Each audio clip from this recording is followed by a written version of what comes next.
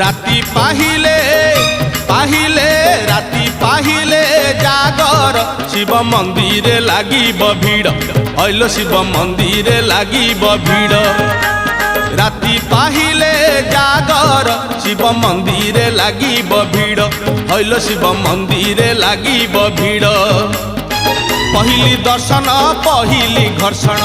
पहिली दर्शन पहिली घर्षण पहिली पंडा पहिली धंडा पहिली भोग पहिली जोग पहिली भक्त बड़ राति पाहिले